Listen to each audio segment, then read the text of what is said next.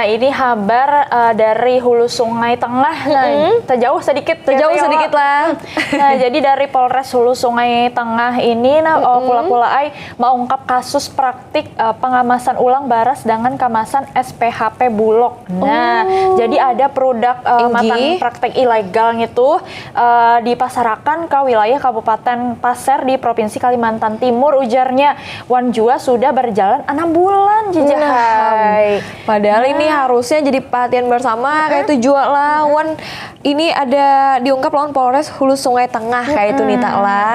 Jadi ini adalah praktek ilegal. Nah, kayak apa informasinya langsung aja kita umpati.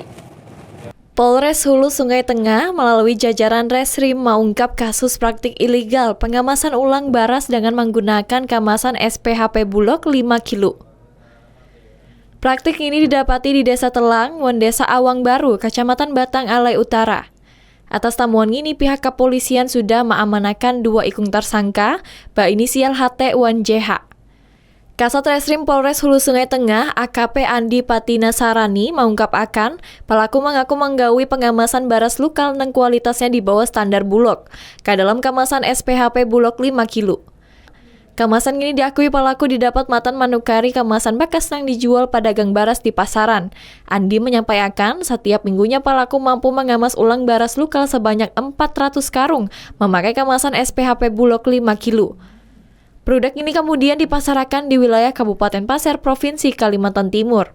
Kasat Reskrim Andi Patina Sarani menambahkan pihaknya masih melakukan pengembangan kasus ini supaya kawat ketahuan pihak-pihak lain yang kemungkinan terlibat. Atas nang digawinya, kedua pelaku HT dan JH terancam 5 tahun kurungan penjara.